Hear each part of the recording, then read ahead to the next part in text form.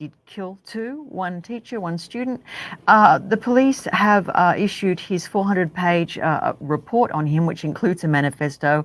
And very sadly, it's become clear that he struggled with mental health. He had tried to commit suicide a number of times. He'd warned his therapist he was going to shoot up the school, but due to patient confidentiality, she did not go to law enforcement with that. And he did say that he wished to target and harm LGBTQ people if possible. And let's get guns away from, yes, well, from so many people. From the mentally ill. Hey, big news from the Anglican Church, or at least from the Church of England, yes? Yes, Archbishop of Canterbury, Justin Welby. He seems like an interesting chap. He's gone on a podcast and just commented that he believes, and he says a number of other bishops also believe, the majority of bishops believe, that sexual activity is permissible within committed relationships, and it is not an actual sin. He's and now, that's of course, for gay and straight people. Yes, and he's now facing public backlash, of course, and backlash from other areas of the Anglican Church because this contradicts Anglican doctrine. Apparently, well, yes. The thing is, he is the head of the Church of England, but and it's based there in London at Lambeth Palace. That's right. But the Anglican Communion consists of a lot of churches, national churches in the developing world that are very anti-gay. And so they're all upset with him, and they're calling on him to be, to resign, to get rid of him. Yeah. There's an actual faction of, I think it's 2,300 clergy have formed a coalition called the Alliance, and they intend to kind of push back on Welby's statements. If you want to check out the original comments he made, the podcast is called The Leading. But the thing is, he says, I'm not saying any priest has to perform a same-sex wedding or affirm them and everything. You're not. They don't compel them to do that. It would be nice, of course, but that's the way he's handling it. But he says personally, and like a lot of other bishops, I suppose. He described, though, this is an interesting thing. He is trying to move it forward because he has described a proposal from church leaders which will allow same-sex couples to be blessed, to have a blessing ceremony, which is different than a formal marriage ceremony. But he wants there to be a prayer blessing on offer. Okay. And a lot of veterans were dismissed from the armed forces in the United Kingdom for being gay. And they are, unlike here, they're being offered restitution of sorts. But the payouts amount to about £12,500, which is what, about not much, about $15,000 maybe. Yeah. I haven't looked at the exchange rate. Now, 4,000 are eligible, but vets such as Steve Close, we have a picture of him, say it's not enough to compensate him for living with a gross indecency conviction and living as a convicted sex offender for 30 years before he was, he was pardoned by the, Queen at the time in 2013. They gave them pardons. But, there's a movie about this that's coming in December, and we're going to have, you and I are going to have them on the show. Yes. Rosemary Reed. It's called Forgetting the Many, the Royal Pardon of Alan Turing. Alan Turing was pardoned. He was also convicted of homosexuality back in the 50s, the guy who won World War II for us. But 49,000 others were convicted of this as well, many of them in the military and elsewhere. No, but Close says he couldn't get a job anywhere. He couldn't get a job. He was under incredible mental anguish for all this time. So this amount, £12,500, isn't really enough to cover 30 years of this kind of anguish. He's closest one of a number, I think there's about 4,000 claimants for this. So they're going to have to up the budget for there seems to be no restitution movement in America for this. In England, in the United States, there's none at all. Yeah, I don't. They're trying to reinstate. They're trying to get rid of your 4F and all that. Not 4F, but your dishonorable discharges. Yeah. They're trying to do that. I think they're going to work this out because I think the British government can afford it. There's only 4,000 claimants. I don't know. You haven't seen the budget that's coming out this week. Really? No. Well, maybe the royal family. Labour is not spending money very heavily, and they're not going to get reelected if they don't get fix the health service. That's true. All right, I'm staying in the United Kingdom. Yep. There was a teacher in Manchester who was barred from the profession indefinitely for exposing a trans student on social media. Camilla Hannon, 54, a teacher for 23 years, posted offensive anti-trans sentiments on X, referred to trans students as oppressors, and suggested a link between autism and being trans. But she exposed a trans student who she misgendered, and that was the straw that broke the camel's back there. Now she's apologizing and saying, goodness. "Oh, I'm sorry, I didn't mean, it's too late." But she remains concerned about gender ideology. She can appeal her exile in 2 years. It's okay.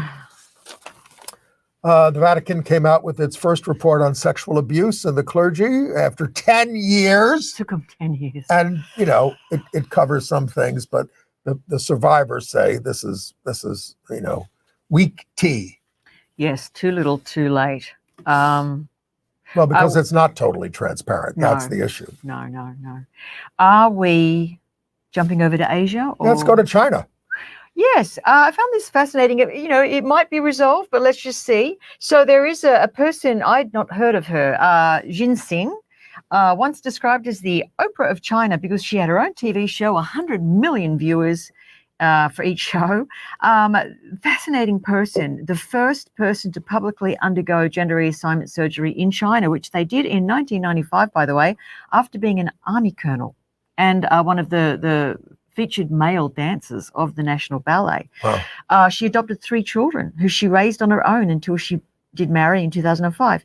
Anyway, she's basically a living legend. She's kind of like, I don't know, who's our biggest Broadway star? She's really like, if Oprah was also a ballet dancer and also a Broadway star and also... Audra McDonald. Maybe. So anyway, she was also a judge on So You Think You Can't Dance, the local version. So basically what's happened is she is performing in a play which is written by Cao Yu. He's a really like the Shakespeare of China. And she was seeking approval from Guangzhou region in China. It's a major area. And they've banned her from performing the show. Well, they're saying that, what are they saying? That even though she performed it in Beijing and Nanjing and other cities, Shanghai. They went after her for taking a pro-LGBTQ stance, showing a rainbow flag on stage. I see. Right. So this is what, and she's demanding an explanation from the authorities. She's posted to her 14 million followers on the Chinese Twitter, Weibo, and why has this stage play, which has toured the country for 4 years and received widespread acclaim from audiences, been denied approval in Guangzhou? Because you can't do gay stuff, except in Taiwan, which Republic of China claims, but is still, no. Thousands gathered in Taiwan for Taiwan Pride in Taipei. Yes. This is one of Asia's largest such celebrations, something that will end if mainland China takes over the island. Pride in Taipei began in 2003 with just 700 people, most of them wearing masks, and this was before COVID.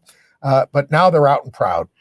This second picture here, I really like this. On the left there, the lady making the heart gesture. This is Taiwan's Vice President Xiaobi Kim. I think that's lovely that she turned out and watched from the parade route. Taiwan has had marriage equality since 2019. It was the first in Asia to do so. Yeah. And Johannesburg Pride marked 35 years in South Africa with hundreds marching in the annual event. South Africa was the first country to offer same-sex marriage. In Africa, of course. But also they put after liberation, at the end of apartheid, yes, they put protection for sexual orientation in the Constitution. That's the first country in the world to do that, in the whole world. Now they still have homophobia, as we do here, despite the laws. Yeah, so 35 years and still going strong. Yes, Japan. So 2 districts, they call them wards in Tokyo, 2 districts are allowing same-sex couples to be officially listed as unregistered husbands or wives on their residence registries. This is in line with heterosexual common law marriage in Japan. This is starting November the 1st. It's Nakano Ward and Setagaya Ward. The mayors of both wards, I like the way the mayors were basically like, we don't have a problem. This is great. It's not a confusing law. It officially recognizes LGBTQ couples who take the Metropolitan Partnership Oath. And a second high court in Japan ruled that the government policy against same-sex marriage is unconstitutional. This is the second one. Yep. This is the Tokyo High Court, calling it groundless legal discrimination based on sexual orientation. The two rulings can be appealed to the Supreme Court.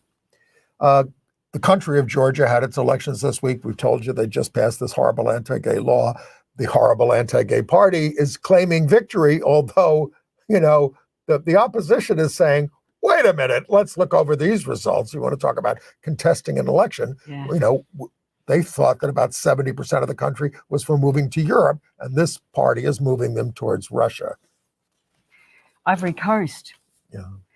There's a crackdown apparently on LGBTQ people. It's apparently being spurred, so they say, by social media influencers there in the country, which is always been considered a little bit of an oasis for LGBTQ people in Africa. They don't have laws against homosexuality. No, but there's reports of people just sitting. There was a guy sitting in the street having a cigarette near a hairdressing salon, and he got beaten by a gang of thugs who said, there's a name that they call them. Basically, it's a sort of a hunt rubies. We're out to hunt rubies, and there's a social media person who's instructing his followers to go and do that. Basically, go and gay bash if you can.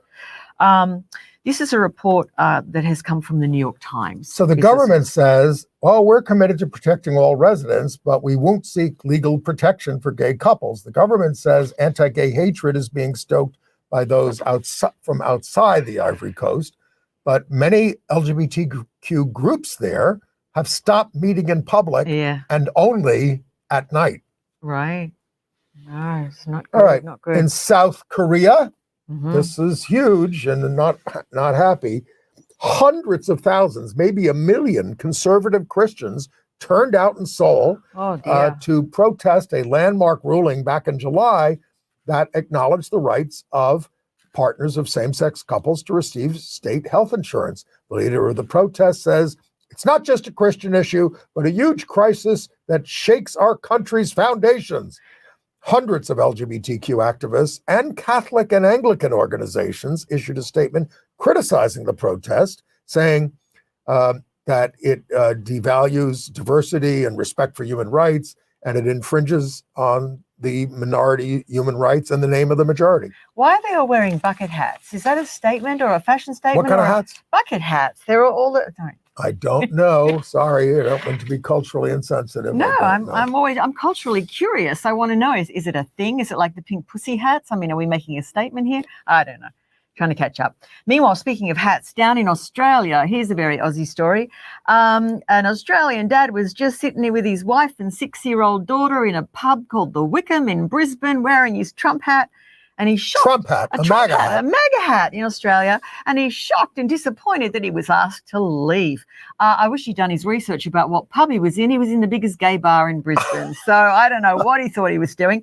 But he made a big kerfuffle about it. He's gone on the radio saying, "I think we're catching some weird cultural disease from America that I'm not allowed to go out and freedom of speech and wear my hat." Well, wait a minute about freedom of speech. This is a private place, right now. You can't discriminate on various bases, race, religion, sexual orientation, all those other kinds of things.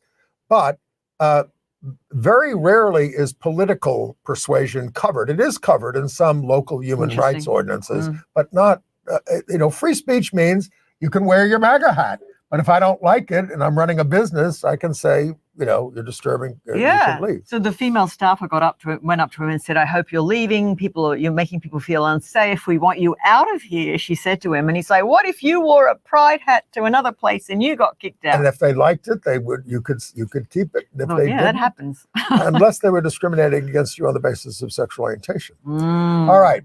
Okay, speaking of discriminating on the basis of sexual orientation, I feel that Ken Burns in his documentaries has discriminated against us forever. Really? My So God. give me an example. Eleanor Roosevelt never talked about her love for women. She would say she had all these lesbian friends, but then talk about her. And when he did the thing on Benjamin Franklin, he didn't talk about General von Steuben being gay, which was a key element of him. It goes on and on and on. He's very uncomfortable. So I thought, What's he going to do now that he's doing a documentary on Leonardo da Vinci? There. What does he do? What does he do? I haven't Well, seen it yet. what I've read is he did an interview and he said Leonardo is this gay man born out of wedlock who was the greatest painter of all time in some people's minds, and certainly the greatest scientist of his time. So, Ken, there is hope. That's amazing. That's going to be on November 18th and 19th on PBS. Wow. So he's changed. Now I want to hear about these shows that you saw. Well, Tegan and Sara on Hulu. We're doing the movies first. Okay, so basically, this even surprised me because when I was editor of Curve magazine back in the day, when it was a print publication, we interviewed Tegan and Sara and basically did cover stories on them. They're fantastic, as you know, Canadian, twin sisters, excellent musicians, huge lesbian fans. Everybody's their fans. They just have a lovely sort of pop sound. And I was listening to them the other day, obviously, for this story. And I thought, wow, they've really influenced Taylor Swift. You can really hear them in Taylor Swift, that pop sound, right? Anyway, so basically, Hulu has made this fabulous documentary directed by Erin Lee Carr about a kind of secret Tegan and Sara had. They were catfished and stalked by an unnamed fan who still hasn't come to light. We don't know who this person is, who hacked into their computers, their databases, took images, documents, identification like passports, visas, demos, songs, sound files, and then leaked them to fans via Facebook and social media while pretending to be Tegan, pretending to be one of them who's the one on the left. And they now call this person Fegan, fake Tegan. They don't know who it is. They still don't know. This has been going on for a decade. And anyway, the documentary, it's a very interesting feature about parasocial relationships, how vulnerable we all are. Yes. Lesbian celebrity. You know, what happened if Tegan Quinn suddenly started messaging me on Facebook? How would I know it's not her? Your right? identity getting stolen. So very interesting. Yep, all of that jazz. So I highly recommend it. It is now streaming on Hulu. Now, you have seen two big LGBTQ musicals that Ann and I did not see. So we are looking forward to your review of the Big Gay Jamboree. In the East Village? Yes, down at the Orpheum on the Lower East Side. Big flowers to Marla Mindell, who is the brilliant gay mind behind Titanic. Yes, which is the rewrite of the whole, it's turned into a Celine Dion musical. Got the pictures of the Big Gay Jamboree. Big Gay Jamboree, there's Marla in the middle. She's a veteran of musical theatre, having played in The Drowsy Chaperone and Sister Act and a bunch of other stuff, South Pacific. But this is funny. This is just raucous, rowdy, raunchy, gay musical. The basic concept is that she's a sort of I want to say fag hag. I'm going to use that term because that's what it is. Binge drinking young woman who has this sort of blackout drunk episode and wakes up trapped in a 1950s musical in a tiny Midwestern town called Bareback. Yes. And then she's struggling to get out and also free all of the town's inhabitants from Bareback. I think it's Iowa or wherever they are.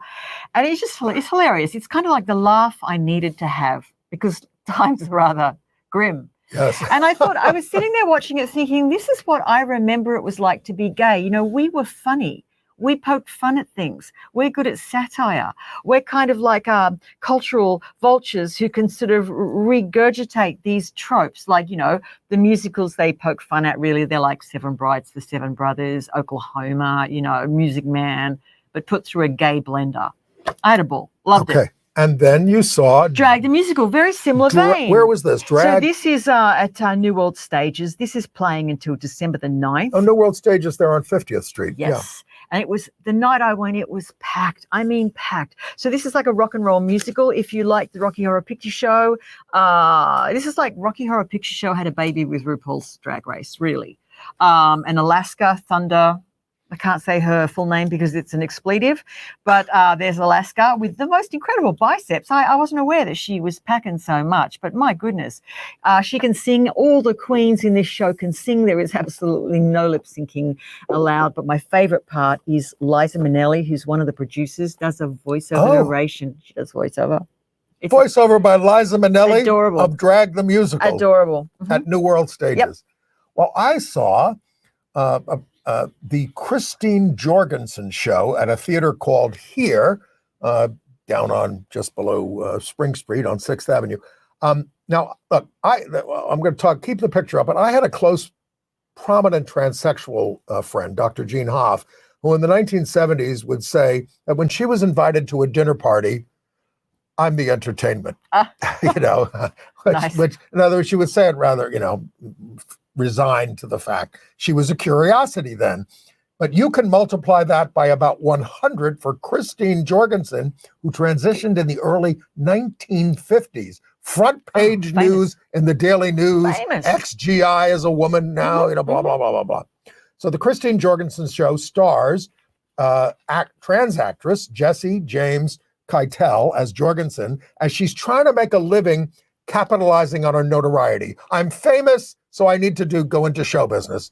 And she meets with this Miles Bell, put the picture back up, a veteran of vaudeville played by Mark Nadler, who is a very accomplished musician and does all these shows, to try to put together an act, even though she comes in saying, I don't know how to sing and dance. Nice. You're gonna have to help me. I've got money, but I don't know how to sing and dance. This is true? This is a true story. It's a play by David Stephen Olson, and it's about whether opposite characters can find a way to work together. And so despite a hesitant start, it's very winning and heartwarming, and it's perfect for the age of anti-trans hysteria, directed by Michael Barakiva. Keitel and Nadler bring these characters to vivid life, entertaining as well as informing. I'm glad. I mean, I think that one of the best things about going through times like these is we find new purpose for these mediums. We find a purpose in telling the story, in having a silly big gay musical or a drag musical. It's like they're needed. Yes. And then do we need another Romeo and Juliet? Who knew, put that first picture up, that a 427-year-old play could attract an audience of mostly teenagers and young men and women. But that's what's happening at the Circle in the Square. There they are after the show. They're all kids. Isn't it right? You don't see that too often on Broadway. No. This is Sam Gold's production of Romeo plus Juliet. So while it's not a musical, there is musical by the hot composer-producer Jack Antonoff. And it's like being at a rock concert. Well, that would be, if Jack's attached, that would be very much why all the kids are coming out, because he does Lana Del Rey, Taylor Swift. He writes for all of them. Now, some may look upon the casting of the leads. There they are. Kit Connor of Heartstopper fame. There you go. And Rachel Zegler, who played a similar role in the recent film of West Side Story, as stunt casting. But they're both experienced and very winning performers. And it's a modern take on the star-crossed lovers.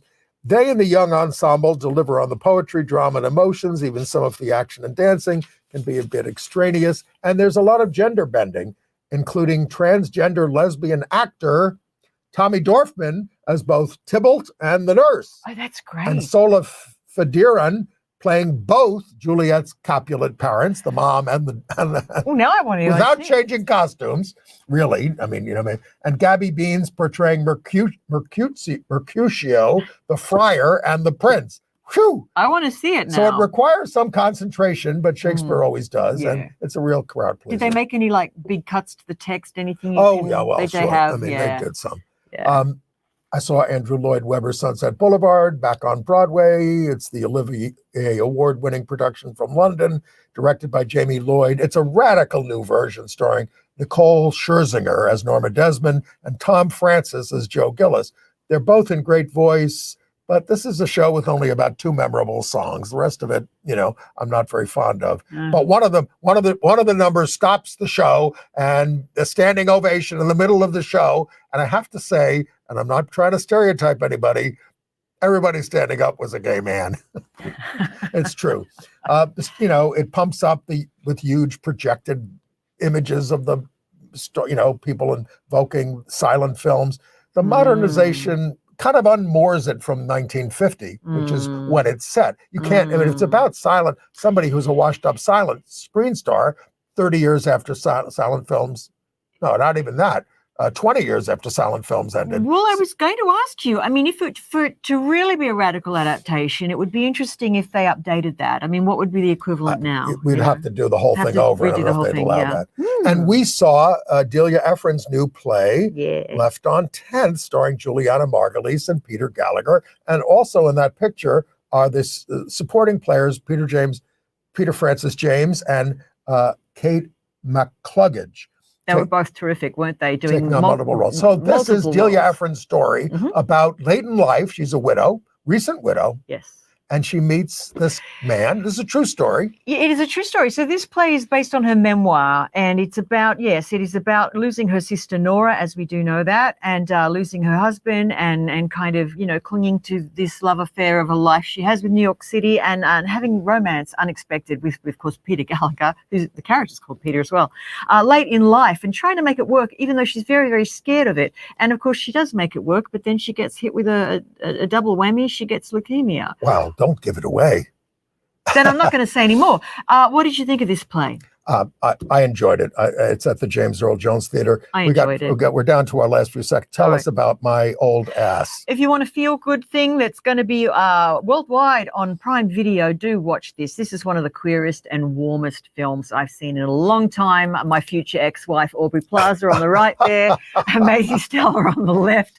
Give it a watch. It's lovely. And I saw our friend Stephen Henderson revive his theatrical career with a one-night-only show, God Haunted, Stories and Songs from an Evangelical Childhood. We're out of time. That was a lot of fun. I hope he brings it to Broadway. Thanks for being with us. Vote. Vote.